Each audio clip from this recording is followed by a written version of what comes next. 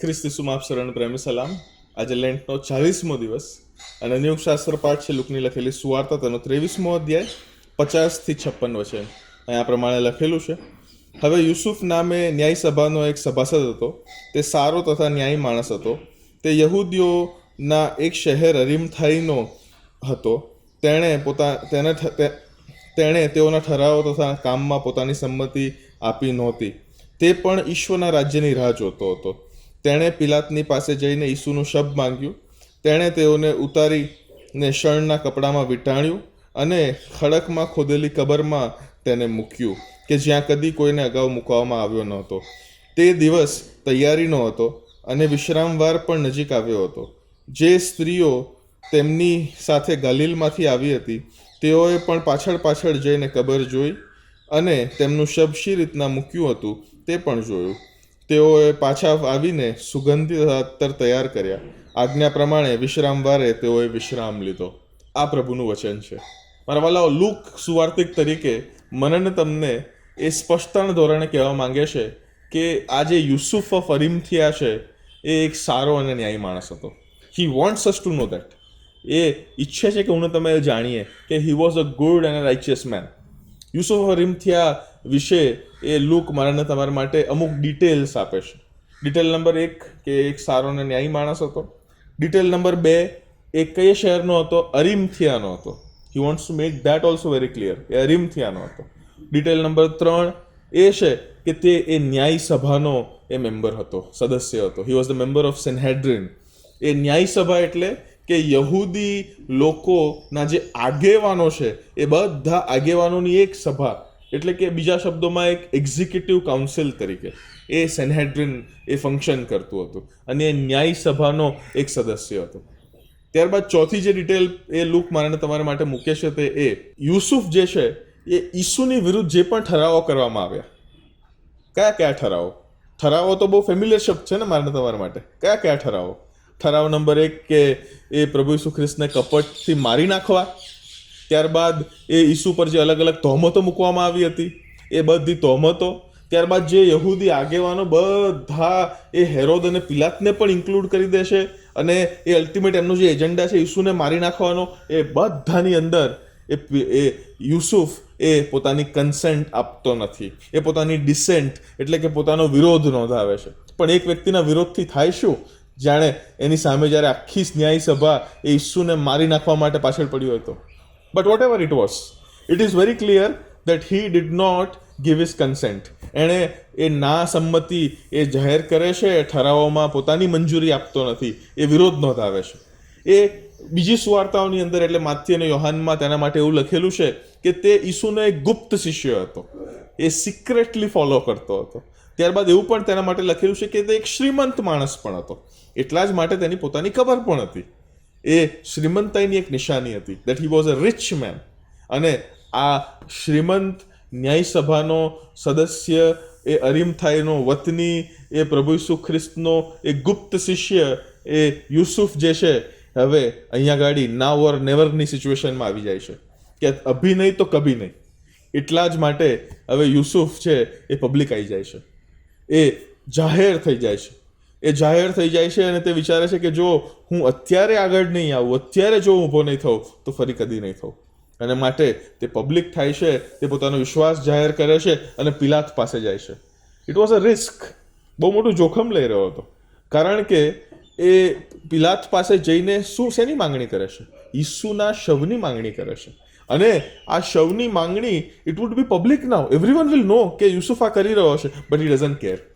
એ પ્રભુ ઈસુ ખ્રિસ્તના શવને જો સ્પર્શ પણ કરે તો એ રિચ્યુઅલી ઇમ્પ્યોર થઈ જાય, એ અશુદ્ધ થઈ જાય, બટ હી ડઝન્ટ કેર. એની ચિંતા કરતો નથી. એ પિલાત પાસે જાય છે. પિલાત પાસે જઈને ઈસુના શવની માંગણી કરે છે. એ હવે બહુ જ એક ટાઈટ સ્પોટમાં આવી ગયો છે, કારણ કે લુકની સુવાર્તા મારાને તમારા માટે સ્પષ્ટ કરે છે કે વિશ્રામવાર જે હવે બારણે આવી ગયો છે. એ દિવસની છેલ્લી પહોર શરૂ થઈ ગઈ છે. એ છેલ્લી પહોર એટલે એ યુસુફ પાસે ખાલી 3 જ કલાક છે. હવે એ યુસુફ હવે બહુ ટાઈટ સ્પોટમાં આવી ગયો છે, કારણ કે હવે વિશ્રામવાર શરૂ થનાર છે. એટલે 3 જ કલાકની અંદર યુસુફે પિલાત પાસે જવું, શવની માંગણી કરવી, જે લીગલ ફોર્માલિટીઝ હોય બધી પૂરી કરવી, એ શવની પોઝેશન લઈને એટલે કે અપ્રુવલ લઈને ત્યારબાદ માણસોને હાયર કરવા, ઈસુનું શવ વધસ્તંભ પરથી ઉતારવું, તેને ત્યારબાદ કોન્સિક્રેટ કરવું, એટલે લખેલું છે ને શણના લુગડામાં તેને વીંટાળે છે અને ત્યારબાદ એ પોતાની કબરની અંદર લઈ જાય છે. આ બધું 6 વાગ્યા પહેલાં કરવાનું. કેમ? કારણ કે યહૂદીઓનો જે વિશ્રામવાર છે એ શુક્રવારે સાંજે 6 વાગ્યાથી શરૂ થઈ જાય. ત્યારબાદ આ બધું કંઈ જ ના થાય. વિશ્રામવાર તો તેઓએ વિશ્રામ લેવો જ પડે, પાડવો જ પડે. માટે આ ટાઈટ સ્પોટની અંદર પણ એ યુસુફ અરિમથિયા એ ક્વિકલી એક્ટ કરે છે. તરત એ બધું જરૂરનું કરે છે. અહીંયા ગાડી યુસુફ જે છે તે પ્રભુ ઈસુ ખ્રિસ્તને પોતાની કબર શા માટે આપે છે? કારણ કે યુસુફ જાણતો હતો, મારા વાલાઓ, કે જો યુસુફ ઈસુને પોતાની ખબર નહીં આપે તો એમનું શવ પણ એ કોમન કબરની અંદર નાખી દેવામાં આવશે કે જ્યાં ત્યારબાદ તેમના હાડકાં, તેમની ખોપડી એ કંઈ જ મળશે નહીં. અને એટલા જ માટે કદાચ એ જગ્યાને એ સ્કલ એટલે ખોપરી એટલે ગોલગથ્થા કહેવામાં આવતું હતું. એ જ નામ પરથી કદાચ લેવામાં આવ્યું હશે. પણ યુસુફ એ ઈસુ સાથે એવું થવા દેતો નથી. એ જાહેર થાય છે, વિશ્વાસ જાહેર કરે છે, ઈસુનો શવ પોતાના તાબામાં લે છે અને ત્યારબાદ તેને પોતાની કબરમાં એ તે લઈ જઈને મૂકે છે કે જે કબરમાં અગાઉ પહેલાં કદી કોઈ દફન કરવામાં આવ્યું નથી. લૂક એ સુવાર્તિક તરીકે ઈસુની આ જે દફન ક્રિયા અથવા જે બરિયલ છે તેને આટલું બધું મહત્વ કેમ આપે છે? કારણ કે લૂક મને તમને અમુક વાતો એનીમાં ધ્યાન રાખવા માંગે છે. He wants us to know certain things. Number 1 કે પ્રભુ ઈસુ ખ્રિસ્ત મરણ પામ્યા એમાં મારાને તમારે કોઈ પણ પ્રકારની શંકા કરવી જોઈએ નહીં. Jesus death is a reality. It is a reality. અહીંયા ગાડી હું તમે જાણીએ છીએ કે બીજી સુવાર્તાઓમાં લખેલું છે કે એ ઈસુ જે મરી ગયા છે તે કન્ફર્મ કરવા માટે સિપાહીઓ એ એમના કુખમાં ભાલો પણ નાખે છે, just to confirm that is dead. ત્યારબાદ હું તમે એ પણ જોઈએ છે કે અહીંયા ગાડી હવે એ યુસુફ પોતે ઈસુના બોડીને હેન્ડલ કરે છે. ઈસુના શવને યુસુફ અરિમથિયા એ પોતે હેન્ડલ કરે છે. He wants us to be very sure that Jesus is dead. પ્રભુ ઈસુ ખ્રિસ્ત મરણ પામ્યા છે તે એક સત્ય ઘટના છે. ત્યારબાદ બીજી વાત જે લૂક મને તમને સ્પષ્ટતાના ધોરણે કહેવા માંગે છે તે એ કે પ્રભુ ઈસુ ખ્રિસ્તને જ્યાં દફન કરવામાં આવ્યા છે તે દફન કરવાની એમની કબરની જગ્યા પણ બધા જાણતા હતા. અહીંયા આગળ લખેલું છે કે ગાલિલમાંથી જે સ્ત્રીઓ પાછળ આવી હતી કે તેઓ ઈસુના શવને ક્યાં લઈ જાય છે, ક્યાં મૂકે છે, કેવી રીતના મૂકે છે, એ બધું જોવા માટે પાછળ જાય છે. The burial place of Jesus Christ is public. બધા જ જાણતા હતા કે ઈસુને ક્યાં દફન કરવામાં આવ્યા છે. Number 1 Jesus death is a reality. Number 2 burial place is public, everyone knows. અને નંબર 3 અહીંયા ગાડી એ સ્ત્રીઓ પાછી જાય છે અને સુગંધી અને અત્તર તૈયાર કરે છે એ ઈસુના શવને કોન્સિક્રેટ કરવા માટે.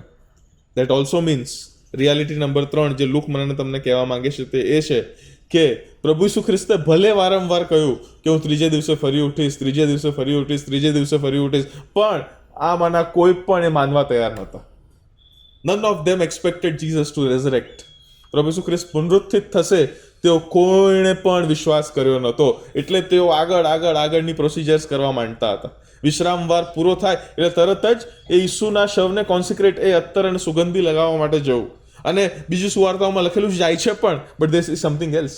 પણ એ પ્રભાતે હું તમે જઈએ, પુનરુત્થાનની પ્રભાતે હું તમે જઈએ તે પહેલા લૂક મને તમને કહેવા માંગે છે કે યુસુફ એ મને તમને અજાયબ જેવા શિક્ષણ આપવા માંગે છે.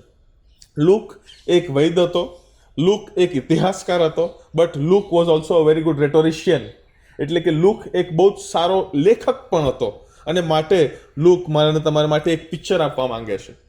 જો તમે લૂકની સુવાર્તાના શરૂઆતના અધ્યાયો જુઓ તો ત્યાં યુસુફ એ ઈસુની સંભાળ લેશે. યુસુફ કે જે મરિયમનો એ પતિ હતો, મરિયમનો એ હસબન્ડ હતો, તે યુસુફ એ ઈસુની કેર લેશે અને એ ઈસુ ખ્રિસ્ત જ્યારે જન્મે છે ત્યારે તેમને એવી જગ્યાએ મૂકે છે જ્યાં કદી કોઈ બાળકને અગાઉ મૂકવામાં આવ્યો નહોતો અને તે છે ગભાણ. અહીંયા લૂકની સુવાર્તાના અંત ભાગમાં બીજો યુસુફ, અરિમથિયાનો યુસુફ એ ઈસુની સંભાળ લેશે, ઈસુની કેર કરે છે અને ઈસુના શવને એવી જગ્યાએ મૂકે છે કે જ્યાં કદી કોઈને દફન કરવામાં આવ્યા ન હોય. પ્રભુ ઈસુ ખ્રિસ્ત અગાઉ જ મારા વાલાઓ જે શિષ્યપણાના શિક્ષણ આપતા હતા ત્યારે મેં તમે શીખ્યા હતા, જોયું હતું કે પ્રભુ ઈસુ ખ્રિસ્ત એવું કહે છે કે જે અમુક લોકો ઈસુની પાછળ આવવા માંગતા હતા તેઓને કહે છે કે એ માણસના દીકરાને પોતાનું માથું મૂકવાના માટે કોઈ ઠેકાણું નથી. And that is true. અને માટે જ પ્રભુ ઈસુ ખ્રિસ્ત એક બોરોડ પ્લેસમાં એમનું માથું એ અરિમથિયાનો યુસુફ મૂકે છે. It is a borrowed place. પ્રભુ ઈસુ ખ્રિસ્ત પાસે માથું મૂકવાનું કોઈ ઠેકાણું નહોતું. પ્રભુ ઈસુ ખ્રિસ્ત મને તમને કહેવા માંગે છે કે મેં મારું બધું તમારે માટે આપી દીધું. પ્રભુ ઈસુ ખ્રિસ્તે બધું જ મારાને તમારા માટે સ્વાર્પિત કરી દીધું, પોતાનો જીવ આપી દીધો મારા વાલાઓ. In return he expects us to give ourselves to him. Yusuf of Arimathea આ ટ્રાન્ઝેક્શન સમજી ગયો હતો. યુસુફ ઓફ અરિમથિયા જાણતો હતો કે પ્રભુએ મારા માટે મારું બધું આપી દીધું, so I should also give myself to God, to Christ. અને માટે જ તે પબ્લિક થાય છે, તે પોતાનો વિશ્વાસ જાહેર કરે છે, તે રિસ્ક લે છે, તે ઈસુના શવને અડકે છે. He doesn't care about ritual purity impurity. એ પ્રભુ ઈસુ ખ્રિસ્તને પોતાનું જે છે તે અર્પિત કરે છે મારા વાલાઓ. It is a challenge for you and me as well. એટલા જ માટે ઘણા બધા વિદ્વાનો એ ગોસ્પલને ગ્રેટ ટ્રાન્ઝેક્શન કહે છે. પ્રભુ ઈસુ ખ્રિસ્ત મારે અને તમારે માટે એ પોતાનું બધું જ આપી દેશે. એ બધાનું પોતાનું સ્વાર્પણ કરે છે મારા વાલાઓ. In exchange we should offer and surrender our lives to the Lord, કે જેથી કરીને હું ને તમે ખ્રિસ્ત જેવા વધુ ને વધુ બનતા જઈએ. It's a great exchange. બીજી રીતે એ પ્રભુ ઈસુ ખ્રિસ્તનું ન્યાયપણું એ મારા અને તમારે પર આવે છે, અને આપણા પાપ એ ઈસુ પર ટ્રાન્સફર થાય છે મારા વાલાઓ. જો આ ટ્રાન્સફર થતી હોય, જો આ ટ્રાન્ઝેક્શન થતું હોય, તો મારું ને તમારું જીવન એ ઈસુને સ્વાર્પિત આપણે જો ન કરીએ તો we are at loss. Yusuf મને તમને કહેવા માંગે છે કે gospel is a great transaction, અને એ ટ્રાન્ઝેક્શનની અંદર ઈસુનું ન્યાયપણું જ્યારે આપણે પહેરીએ છીએ ને, ત્યારે મારે ને તમારે ઈસુ જેવા બનવાનો યત્ન આપણા જીવનમાં દિન પ્રતિદિન કરવો જોઈએ. ઈસુ જેવા બનવાનો યત્ન એટલે શું? 2 આજ્ઞાઓ: to love God with all our heart, mind, soul and strength, અને number 2, to love our neighbours as ourselves. આપણે આ પોતે નથી કરી શકતા. We are not able to do it.